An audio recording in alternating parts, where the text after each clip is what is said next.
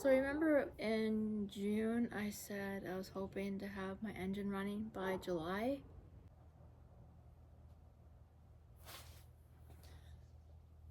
But I had some roadblocks along the way, so I'm gonna aim for August. August, huh? Well, how about September?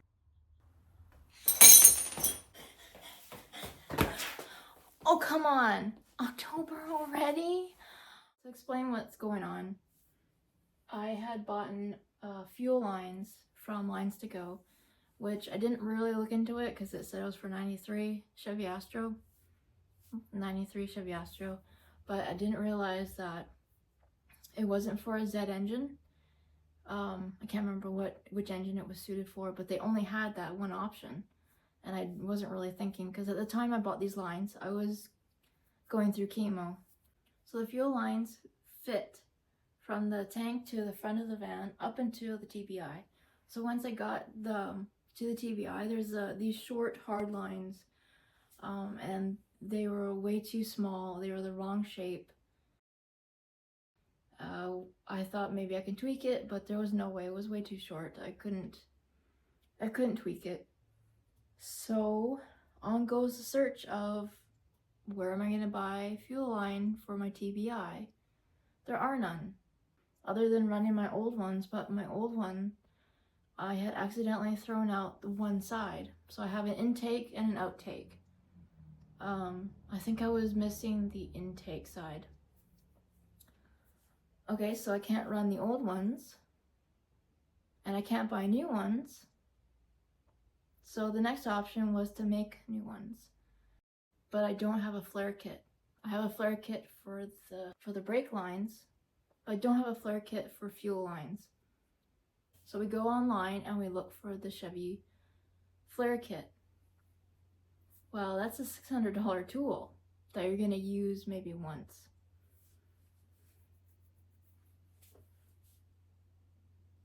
Okay, so luckily my husband, he was really nice and he bought it for me.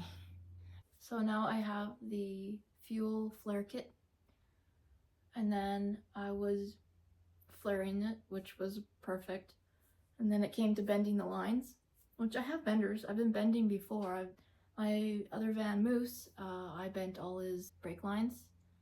Those turned out, but for some reason, the fuel lines were kinking, and it didn't matter what I did. They would just, everything was kinking, and I was getting so frustrated.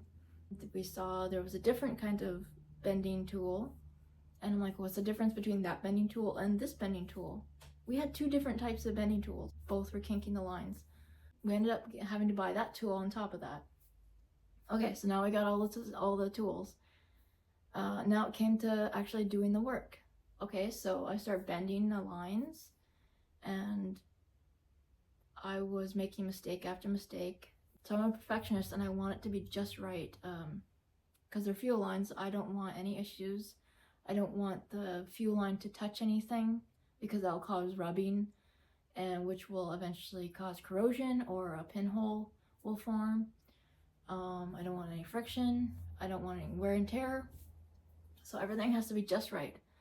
So it took me so many tries, and I had to take breaks because I had to stop and just kind of compose myself. And it just, when you're making a bend, if you're off like that, it will totally, it won't work. It just won't work, and you don't want to have to keep unbending it, rebending it, unbending it, because it's weakening the lines. So it took a while. It took me a long time.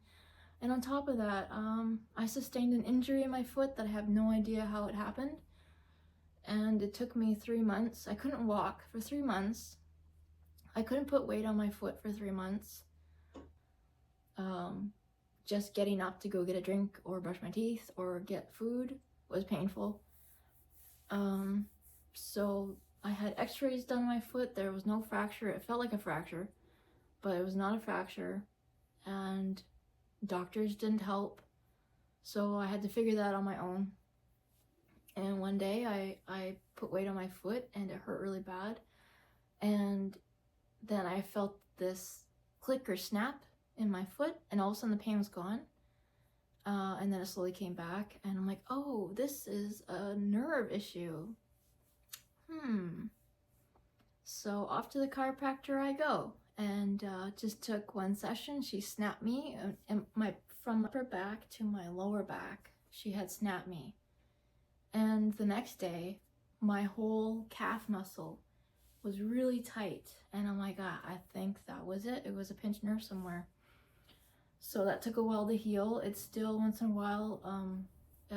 So what happened was the pinched nerve was affecting the tendon, and tendons take a long time to heal. 3-4 months comes and goes.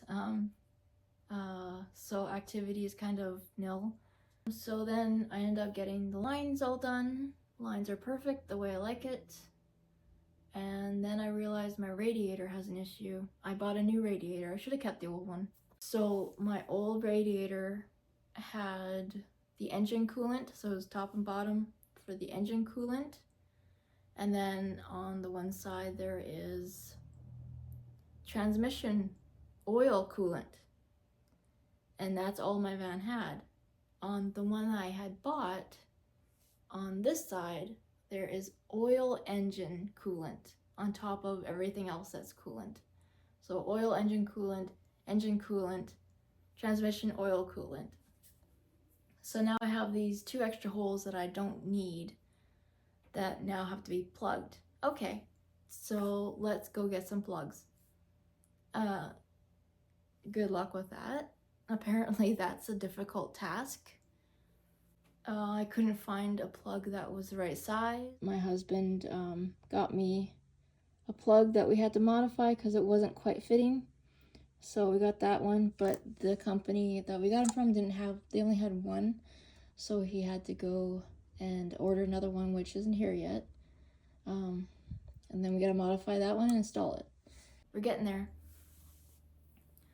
And then the condenser. Hey guys, I'm about to head off. So the only thing holding me back right now is the AC condenser. So last year, I was shopping around for parts, and that was one of the parts that I needed still. But last year I was buying parts for the engine still and attaching it, and so at the time I didn't have the finances to buy the condenser, because I think they were like $200-300. So I thought, okay, well, when I'm ready for a condenser, I'll buy one, because they're still available online, still making them. And I thought, no problem. Well, not anymore. Now I need one, and they are not available. They discontinued making them, and they're not selling them. They're all sold out. So if you have a 93 Astro Safari or a 94 or older, and you have a condenser for it, do not throw it out if you're planning on using it. Actually, just don't throw it out, because eventually if you do want it, or somebody else buys the van and wants it, you're not going to have any luck getting your AC working again. So the only thing is, my condenser it was functional, it was working. I don't know if it leaked. The condenser has been in storage for 7 years, and those things are so touchy. Like, you just have to breathe on it, and those little fins, they go whoop. So so this condenser has been beaten, and I'm not sure if it's still fixable, but I'm glad I kept it and I didn't throw it out. So I phoned around, and I found a place in the town over that fixes radiators and condensers. So they said bring it on down. So I'm gonna head off, and I'll see you guys in the next video. Thanks for watching. Bye.